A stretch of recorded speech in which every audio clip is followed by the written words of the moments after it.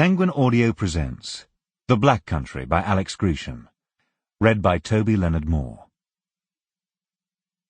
A Black Country Children's Rhyme. Rawhead and Bloody Bones steals naughty children from their homes, takes them to his dirty den, and they are never seen again.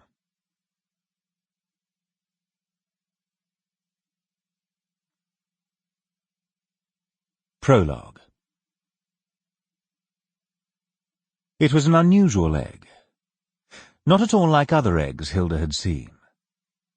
It was slightly larger than a robin's egg, white with a thin spiderweb of red, visible under a paper-thin layer of snow. A bit of dirty pink twine curled out from under the egg, and Hilda reached out, nudged it with her fingernail.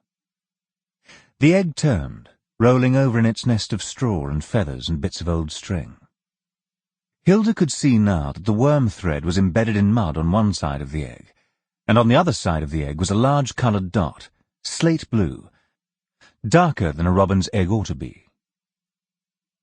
She adjusted her position in the tree, resting her behind against a big branch to free her hands. She looked down at the ground, but there was nobody to see what she was doing, or to tell her no.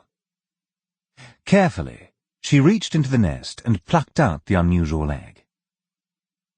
It was slippery, not as firm as the egg she'd handled in the past, and its surface gave a little under the pressure of her fingertips.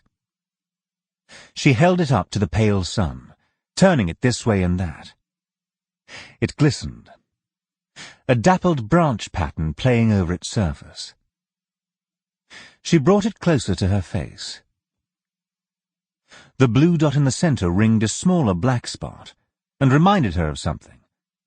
But it was out of context, and it took her a long moment to place it. And then she did, and it was an eye, and the eye was looking at her.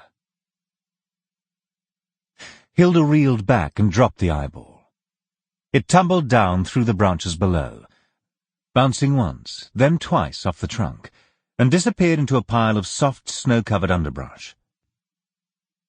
Her foot came loose from its perch on the branch, and she felt herself slip. Her weight fetched up against a smaller branch to the side, but it didn't hold her. She felt the adrenaline rush too late as she grabbed for the nest and it came loose in her hand. Her dress snagged and tore, and all of her 63 pounds caromed off the branch and slammed back into the tree trunk. Still holding the useless bird's nest, Hilda fell to the ground, screaming all the way. Chapter 1. The village of Blackhampton, the Midlands, March 1890. Inspector Walter Day stepped off the train and directly into a dirty grey snowbank that covered his ankles.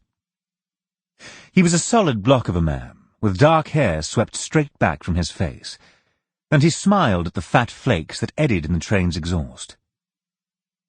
The ride from London had been longer than expected, and he was tired and thirsty and nervous. But he took a moment to breathe in the fresh air. He set his suitcase down and raised his face to the sky, stuck out his tongue, and tasted the cold, wet pinpricks of melting snow. "How best?" Day turned to see a stout man in a blue uniform striding toward him. The man's cheeks were red and raw, and ice glinted in his thick handlebar moustache. "I'm sorry," Day said. "You the inspector, then?" "I am. And you'd be Constable Grimes?" "I am," Grimes said. He put his hand out before he had reached Day, and hurried to make up the distance, his arm held out like a lance between them. "Welcome to Blackhampton, sir. Quite excited to be working with the yard. Been a dream of mine." Day was flattered. This distant sheltered village still respected the detectives of Scotland Yard, saw them as a force for good. London was a different matter. Jack the Ripper had ravaged London and left his nasty mark on a city that had since become cynical and scornful of its police. Scotland Yard was in the process of rebuilding, but it was a daunting task. Day had seen that much, though he had only been with the yard for 6 months. Much of that Sample complete. Ready to continue?